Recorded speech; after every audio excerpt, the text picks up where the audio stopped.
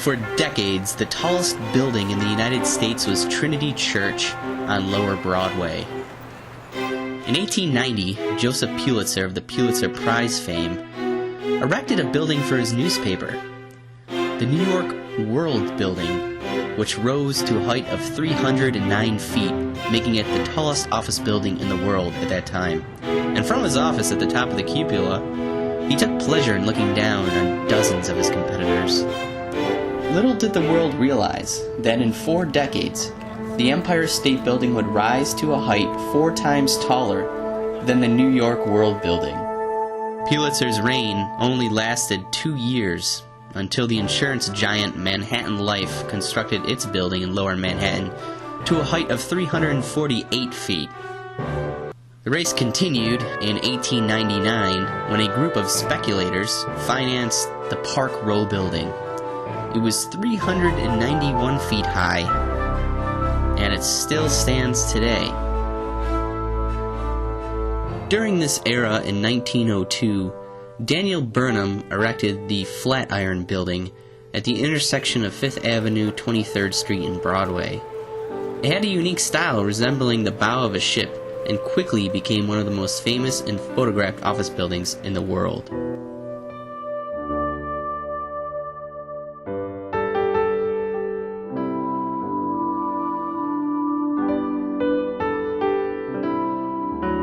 It still stands today as one of architecture's greatest achievements.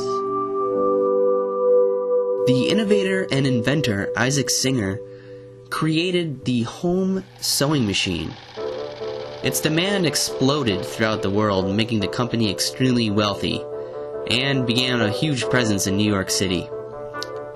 Spotting this opportunity to promote the Singer sewing machine even further, the company attached a tower to the existing building, carrying the edifice to a height of 612 feet, surpassing the then tallest structure in the United States, the 555-foot Washington Monument. The Singer Company was a master promoter, distributing tens of thousands of this picture to accentuate the importance of their building, as they compared the Singer to many of the world's greatest structures, including St. Paul's Cathedral in London, San Marco in Venice, the Great Pyramid of Giza in Egypt, and the Vatican in Rome. And there was the Singer Building, represented as the tallest building in the world. The Singer Company conveniently forgot about the iconic Eiffel Tower, which was constructed in Paris for the World's Fair in 1889. The Eiffel Tower was 984 feet tall, a full 372 feet taller than the Singer Building. The Bell Tower in Venice was the model for the insurance giant Metropolitan Life, whose beautiful new headquarters building in New York's Madison Square soared to a height of 700 feet, and for the next 4 years was the tallest office building in the world. The five-and-dime baron Frank Woolworth had amassed a fortune with 600 stores throughout the United States, England, and Canada, and he wanted his structure to reflect his success. At the time, the Customs House in New York City was the most admired building in the world, and it was designed by the talented Cass Gilbert. Woolworth spared no expense and demanded his new building tower over Metropolitan Life.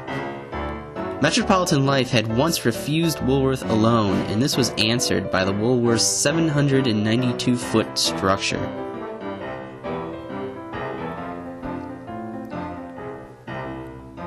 President Woodrow Wilson was in Washington, D.C., and flicked a switch which ignited 800,000 light bulbs inside the new building on April 24th, 1913. The Reverend Parks Cadman, the leading evangelist of his time, gave the Woolworth the moniker for which it is still known today, the Cathedral of Commerce.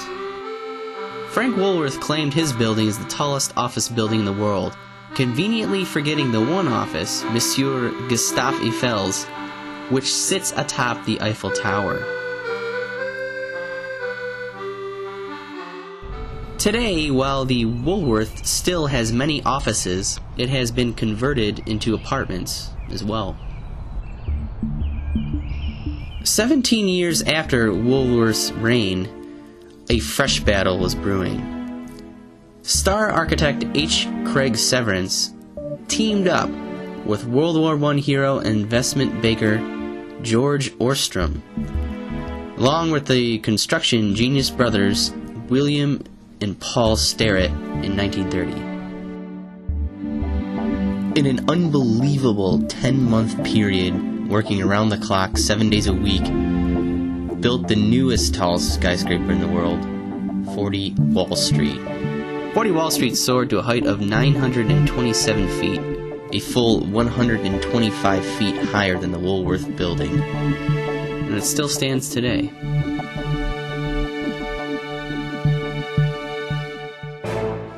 At the beginning of the 20th century, the railroad baron Cornelius Vanderbilt constructed Grand Central Station at 42nd Street and Park Avenue.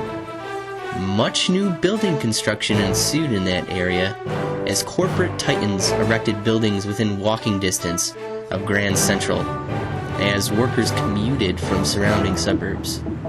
Grand Central is also the primary stopping point for out-of-town visitors arriving in New York daily.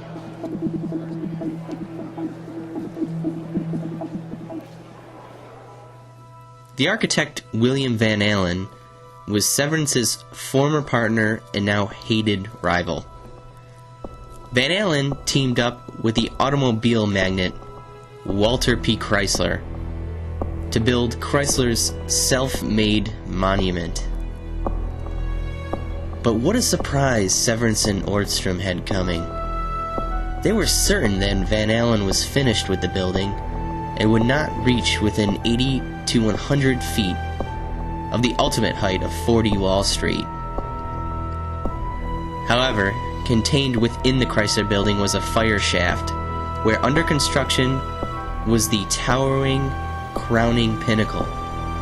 In only one day, and taking 90 minutes, the magnificent crowning spire rose through the roof and soared to an ultimate height of 1,046 feet, to banish the short-lived world's tallest building title held by 40 Wall Street for only weeks.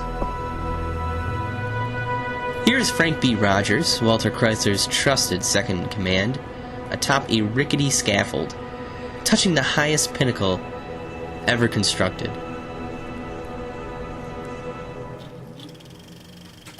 Featured here is William Van Allen sporting a Chrysler building costume with fellow architects at the Beaux-Arts Ball, each wearing their most recent designs. Van Allen and Chrysler were masters of promotion.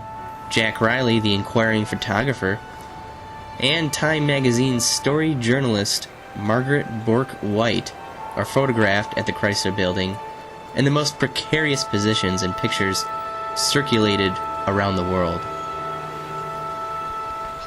In the pre-television 1930s, many of the news stories were reported by newsreel coverage playing in the movie theaters for 20 minutes prior to the airing of a feature film. Here, window washers are doing their jobs at heights never before imagined in these images captured by Universal Newsreel.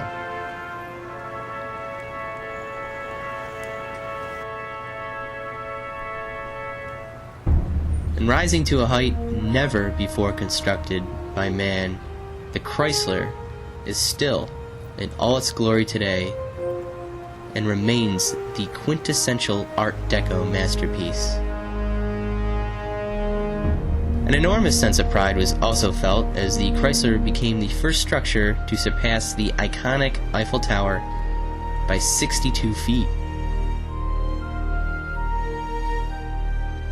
William Van Allen, unfortunately, became one of life's more tragic figures. He and Chrysler never signed an agreement and quibbled in court for many years before his fee was settled. His subsequent efforts have only gone down as minor footnotes in history.